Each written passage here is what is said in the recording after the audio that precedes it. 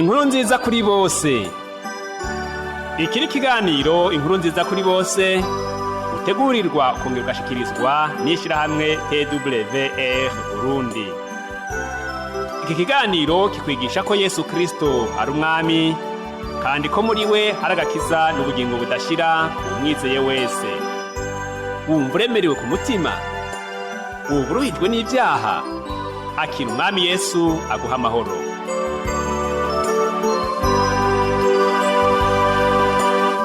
Nshuti mugenzi munywanyi ibiganiro by'ishiramwe TWR Burundi, mukundwa wamubana natwe mu kiganiro inkuru nziza kuri bose, Michel Ntamubano ndakuramukije kandi nshishikara kwipfuriza amahoro n'imigisha atahandi tubikura atari ku mwami wacu Yesu Kristo. Nguhaye kaze muri kano kanya ngushimira ko wahisemwo kunyumviriza. Bidatevye uno munsi dusangira amajambo y'Imana dusanga mu butumwa bwiza ko bwanditswe na Matayo igice ni 15, turahera ku murongo wa 22 dushikane ku murongo wa 28. Ndasoma umutwe w'amajambo uvuga ngo Yesu akiza umukobwa w'umunyakananikazi. Yesu arahava aja ahegereye muri Tiro ni Sidoni. Umunyakananikazi ava mu ntara yaho aratakamba ati, ngirira imbabazi se mugenzi, mwana wa Dawidi, umukobwa wanje afashwe nabi na dayimoni. Nawe ntiyamwishura ijambo na rimwe. Abigishwa biwe baza kuri we baramwinginga bati, murungike kuko agenda aradusemerera inyuma. Arabishura ati, sinatumwe ku bandi atari ku ntama zazimiye z'inzu ya Isirayeli. Amushikiriye aramufukamira ati, ntabara se mugenzi. Aramwishura ati, si byiza kwabira umutsima w'abana ukawuterera utubwa. Nawe ati, nkako mugenzi, kuko utubwa natwo twirira utuvunguka dukorokera munsi y'ameza yabanye netwo. Bono Yesu aramwishura ati, kwizera kwawe ni kwinshi nyina wanje, ibikubere nk'uko ugomba. Umukobwa wiwe aca akira uwo mwanya. Imana ihabwe icubahiro cane. Mugenzi, mu majambo dusomye ni inkuru kumbura ushobora kuba warasomewe kenshi, nawe wisomeye, avuga kuri Yesu n'uyu mugore w'umunyakananikazi yari afise ingorane, yari afise ikibazo kandi cari gikeneye inyishu. Iyo dusomye mu butumwa bwiza bwanditswe na Luka igice ca 2 ku murongo wa 32 niho hari amajambo atubwira ngo Yesu yaje ari umuco, kandi Bibiliya ishaka kuvuga ngo yaje mu biwe. Yamara tubona ko ngo amaze kuza mu biwe, abiwe ntibamwakira, kandi Bibiliya ikabandanya ikavuga ngo ariko abamwakiriye bose yabahaye ububasha bwo gucika abana b'Imana. Ngaha muri Matayo 15 duhejeje gusoma tubona ko Yesu bamuharirije cane, banka kumva ukuri ababarira. Aba uravye kurya mirongo itangura kuwera ku murongo wa 7, Yesu yabise indyarya, anabibutsa ibyo Yesaya yavugishijwe kuri bo, kandi hari haciye imyaka amajana n'amajana.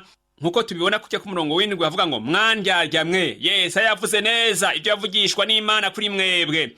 Ataba abantu banyubahisha iminwa yabo, ariko imitima yabo iri kure yanje. Bansengera ubusa kuko inyigisho bigisha ari byagezwe n'abantu. Aha bari mu bihari bikomeye cane bijanye n'imyemerere yabo, ariko kandi ahandi bariko bamera nk'abamuhaririza ku byizerwa canke ku byagezwe bivanye nuko bari babonye abigishwa biwe.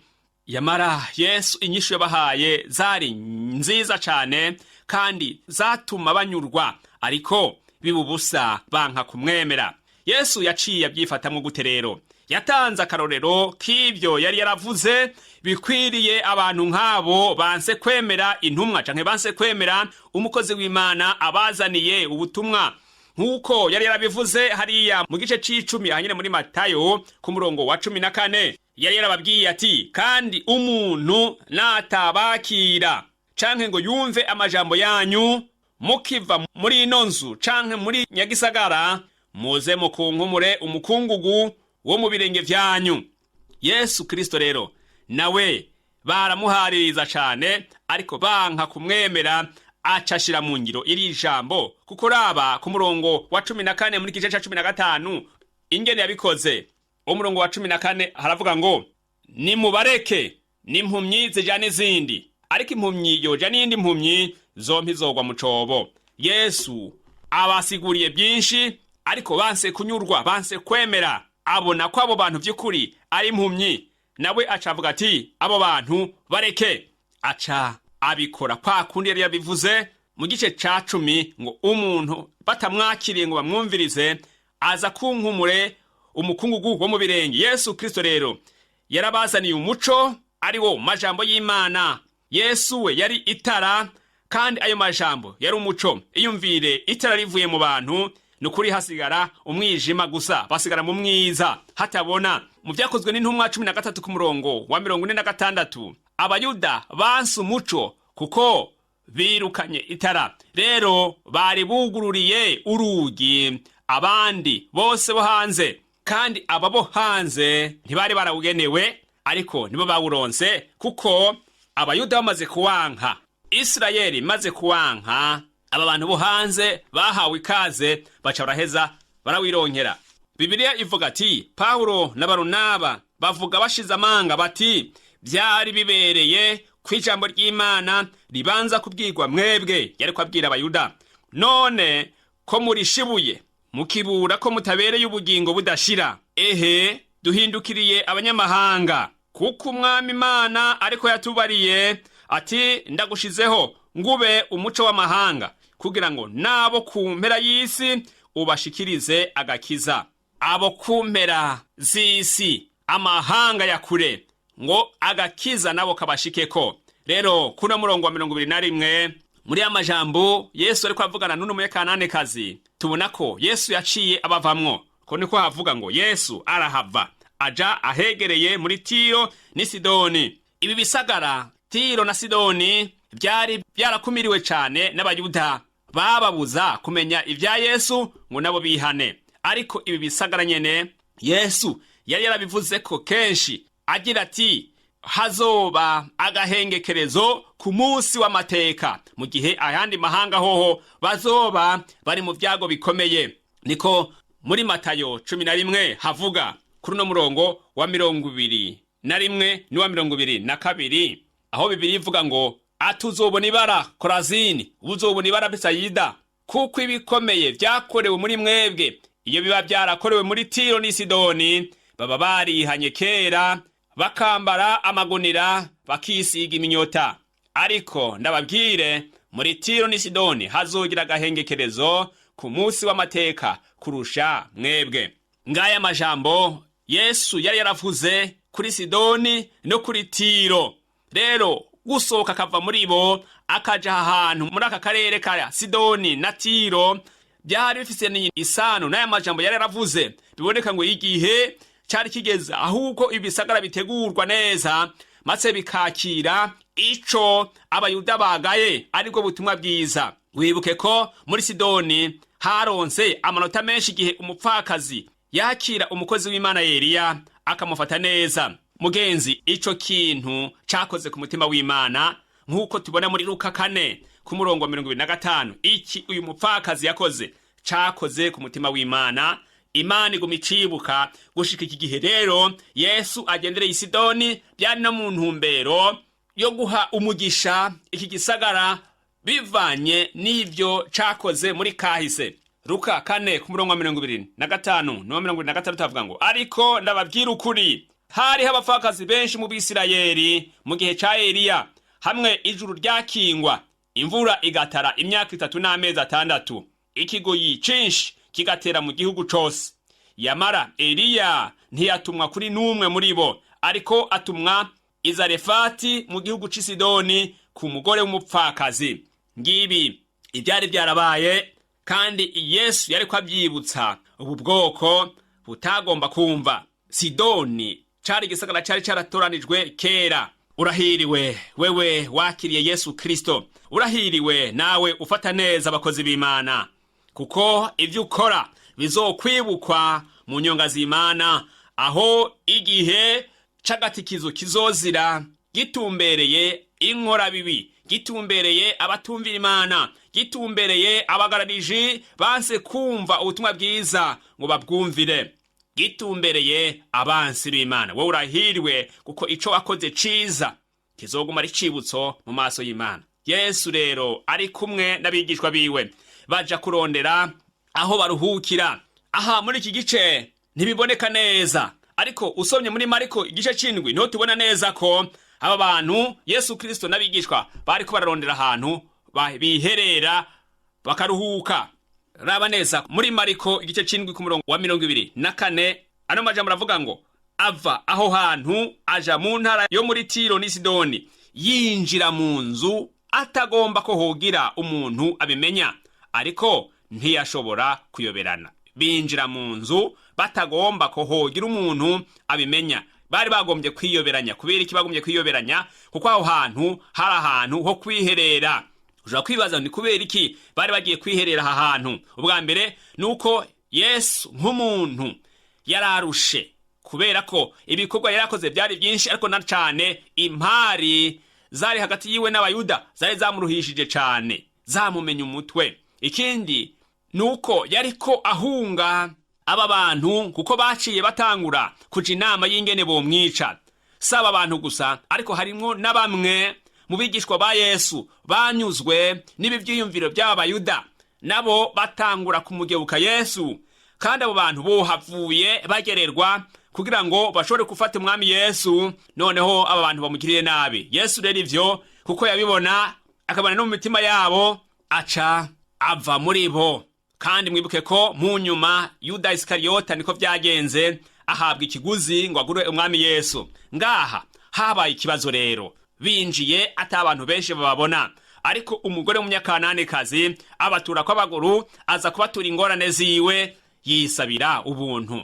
Mugenzi unyumviriza, aba bantu Yesu n'intumwa bari bavuye mu ngorane, bari bakeneye kuruhuka ngo bumve ko noneho imitima yoja hamwe, ariko noneho ingorane zindi ziriyongereye z'uyu munyakananikazi. Hari ibintu bibiri rero biboneka neza ko byategezwe guca bikorwa. Kimwe ko ari uko bamwankira bakamwirukana ntibamutunganirize. Ikindi cyashoboka nuko Yesu yari kumwakira akamutunganiriza. Aha rero abigishwa bobo bashimye ko uyu mugore yirukanwa ntaze kubagora ngo agore umwami Yesu aho yari yibereye agomba kuruhuka. Yamara Yesu yihweza umutima w'umunyakananikazi, abona ko atabereye kwirukanwa, ariko abona ko abereye gutunganirizwa. Ariko kandi hari ikintu kimwe Yesu yararindiriye kuri uyu mugore, yararindiriye ku kwizera kw'ugukura. Yaramubonye ku kwizera gufise, ariko yararindiriye ko kubanza gupimwa kugashikwa ku munzane ngo neza ngo nabo bigishwa babone ko uyu mugore ko afise ukwizera kudasanzwe. Yesu we yarabibona, ariko abigishwa ntibabibona. Kandi yararindiriye kuko kwizera kwe kuboneka mu maso yabo, nabo bariko bashaka ngo yirukanwe, ariko kandi ababera iki icigwa. Yesu yarazi icamuzanye, ko yari yararungitswe mw'isi kugira ngo ashikirize agakiza abantu bose nabo kumpera z'isi, nk'uko Yesaya yari yarabivugishijwe. Turavye muri cya gice ca 49 ku murongo wa 6, ijambo ry'Imana riravuga ngo, aravuga ati kuba umushumba wanje ugashira hejuru imiryango ya Yakobo, ukagarukana abarokotse b'Abisirayeli, ivyo ntibihagije, ariko kandi ndagushizeho ngubu umuco wakira amahanga, kugira ngo nabo kumpera y'isi ubashikirize agakiza kanje. Kuba umuco wakira amahanga, kugira ngo nabo kumpera y'isi ubashikirize agakiza kanje. Imana ishimwe cyane.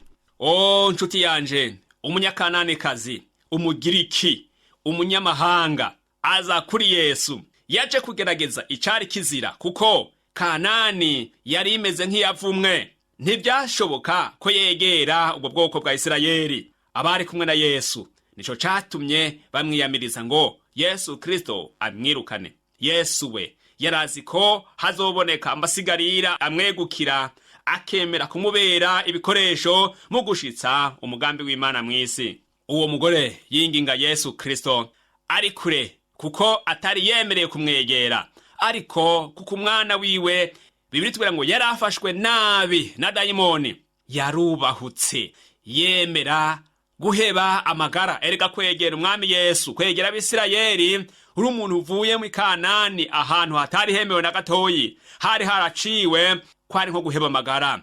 Iyi dayimoni yava ku karonda k'umuryango wa nyina w'uno mwana, kandi ntiyari gushobora kuvyirukana hatabayeho ubundi bushobozi budasanzwe. Ntiyaje ngo yigishwe nk'abandi, kuko muri ico gihe Yesu yagenda yigisha, kandi abo bigishwa nabariko bakurikira Yesu bumva inyigisho ziwe, ariko yaje ngo umwana wiwe akire, kuko Yesu yamubonye ko yizeye, nico tatumye atamwirukana. Yikoreye umubabaro w'umwana wiwe awugira uwiwe bwite. Ni nk'uko Yesu yishizeko imibabaro yacu, nico gituma iyo tumwegereye atwakirana umutima w'ikigongwe. Mugenzi unyumviriza, iyo dusengera abandi natwe dukwiriye kwishirako ingorane zabo tukazifata nk'izacu, bityo tukabasengera imitima yacu irimwe ibigumbagumba no guca bugufi rwose, kugira ngo tubone ko inyishu ziboneka ku bantu twikorereye imitwaro.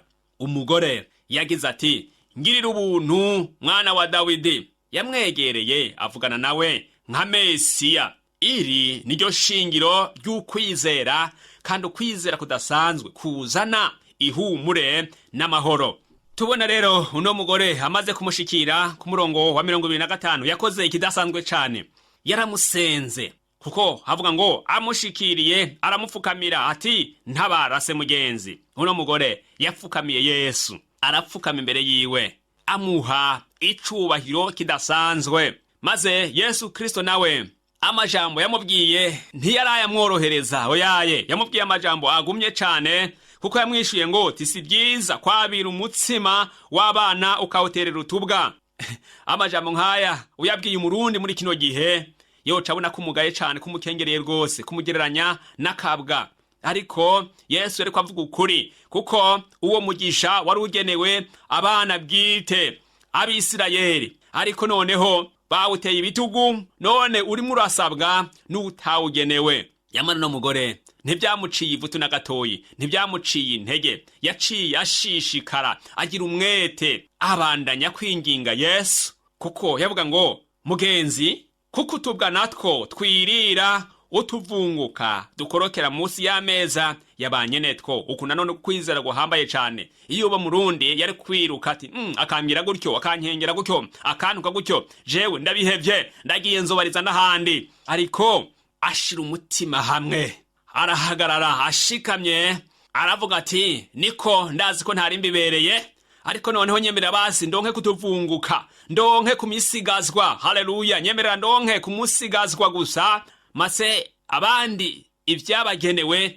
babihabwa, ariko umpe kudusigazwa gusa. Esau nawe ageze imbere ya se asanga umugisha bawutwaye, aravuga ngo none nta mugisha wasigaye ngo umpe, ngo basi mpa kuwasigaye. Ariko inyishu yabonetse kuri Esau siyo yabonetse kuri n'umunyakananekazi. Uno munyakananekazi yatashe afise inyishu y'ingorane yiwe, yatashe umutwaro wiwe uremuruwe. Benshi bari barwanije Yesu Kristo, bagwanye n'ubwami bwiwe, bataye umugisha. None rero uno mugore arawitoreye.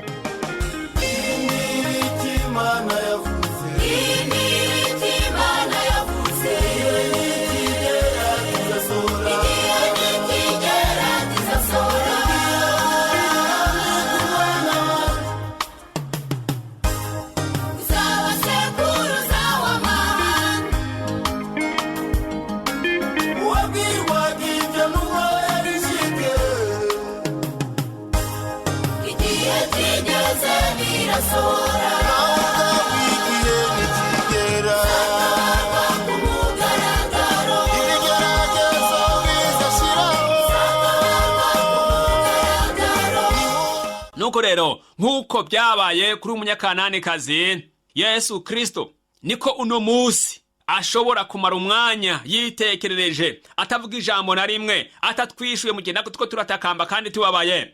Inyishu ntishoka iboneka byihuta, nk'uko umengo Yesu yanumye yatekereje. Abantu benshi bakibaza ngo mbega ni kubera Imana isigaye itekereza, kubera Imana isigaye inuma igihe tuyihamagarara kandi tubabaye. Mugenzi nyumviriza neza ndakubwire, suko idashize umutima ku masengesho yacu, oyaye, hariko ibirindiriye gatoyi kugira ngo ukwizera muri twebwe gukure. Nkuko wa mugore na w'umunyakananekazi ukwizera kwe kwarakuze gushika ku rugero aho Yesu abona ngo ukwizera kwawe wa mugore we ni kunini, ukwizera kwawe kurakomeye. Natwe turi mu bihe nk'ibyo dutegerezwa kubananya dusenga kugira ngo uko dusenze ukwizera kwacu gukure, maze ibisubizo biboneke. Yesu ati ukwizera kwawe ni kwinshi nyina wanje, bikubere nk'uko ugomba.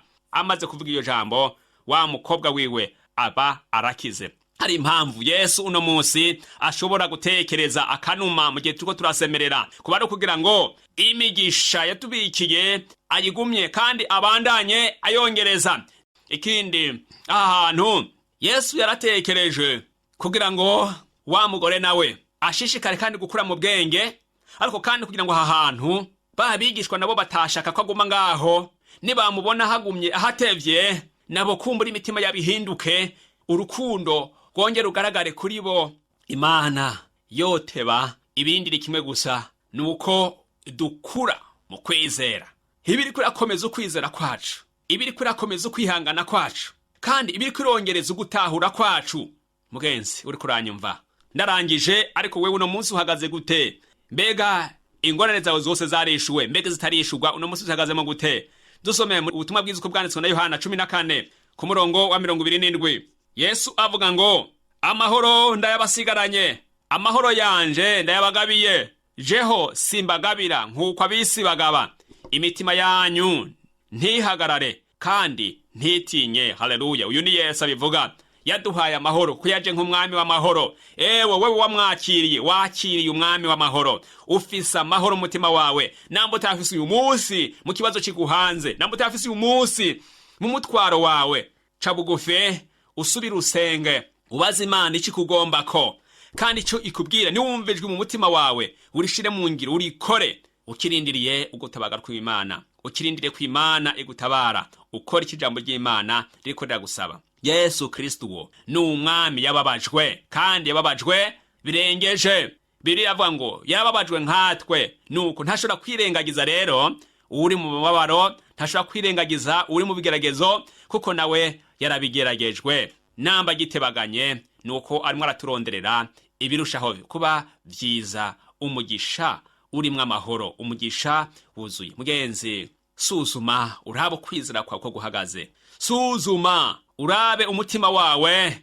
kutawangaje ukawushira kure y'Imana, kandi niho mpwemu yateza kubari, kugira ngo naho gusenga kwawe Imana ikumve. Hari ikindi kintu Imana ikeneye kubona muri ayo mubabaro nyene, muri ibyo bigeragezo nyene, ariko irakirindiriye, itegerezwa kubona ibikorwa vyiza ukora. Kuko ico wa mupfakazi w'Isidoni yakoze mu gufata neza umukozi w'Imana Eliya, cakoze ku mutima w'Imana, bituma igihugu cose cibukwa ngo kigira agahengekerezo. Tunganya ibyo ubwiza gutunganya, matse ube amahoro imbere y'Imana, nayo ishitse ibyo umutima wawe ugomba. Ngiye gusenga, fatanya nanje muri risengesho.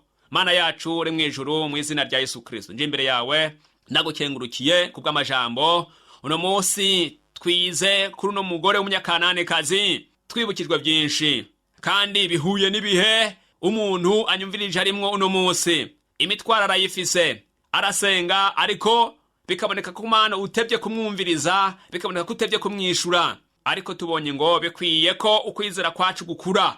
Rero ndakwinginze Mana, uko umuntu wese abonye aho yatakarije, garukana umutima wiwe, amaze kucisha bugufi utyorore rwose, kandi umushiremwe impwemu yo gusenga, kugira ngo kwihangana muri yo gukwire, maze ukwizera nako gukure. Numara kubona kwizera kuri muri we Mana, ukamona ko kugeze ku rugero rwiza, guko kwitwa kwinshi, nawe umushitseko amasezerano wamusezeraniye, ayo agenda yibutsa uko bukeye ko bwije. Twese Mana turagomba kwizera gukura, turagomba kwizera gukura Mana, turagomba kwizera gukura. Nuko ni wagure mu mitima yacu, ukuze kwizera kwacu, maze tubone ibisubizo biva mu masengesho yacu. Mana uzobugize neza, kugira ngo ikindi gihe ntituzoze imbere yawe twinginga kubw'imitwaro, ariko tuzoze imbere yawe dufise amashimwe. Uzobukoze. Ndagushimiye umuntu wese nyumvirije, ndagushimiye kumugiriye neza, ni kumubera inyishu kukiboneka cyose nk'ikibazo imbere yiwe. Uwo mutwaro wamugoye nemba ari ingwari kire mu izina rya Yesu Kristo. Mana, namba ari ikigeregezo c'ubukene n'inzara bikurweho mu izina rya Yesu Kristo. Uno munsi bimubereye vyiza, ejo azoze afise ikibazo gicimwe. Uzobugize neza Mana, igisha ubwoko bwawe kugira neza, igisha ubwoko bwawe gufata neza abakozi b'Imana, igisha ubwoko bwawe Mana kuzigama amajambo yawe no kuyashira ku mutima, kugira ngo ibyabo bibone kugenda neza. Urakoze, ndagushimiye kubyumvise kandi kugiye kubikora. Nuko nsaba nezeye mu izina rya Yesu Kristo mukiza wacu, amen.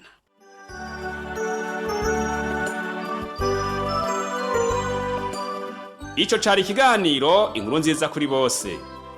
Ushaka kugishigikira, kutwunganira canke ufise ikibazo, twakure canke urungike ubutumwa bugufi na WhatsApp kuri iyi nimero ikurikira: 69 720 767. Turonderere kuri Facebook ni TWR Burundi. Ushobora no kutwandikira kuri email yitwa twrburundi@gmail.com. Ushobora no kutwakura kuri nimero 22 24 26 57 ku masaha y'akazi.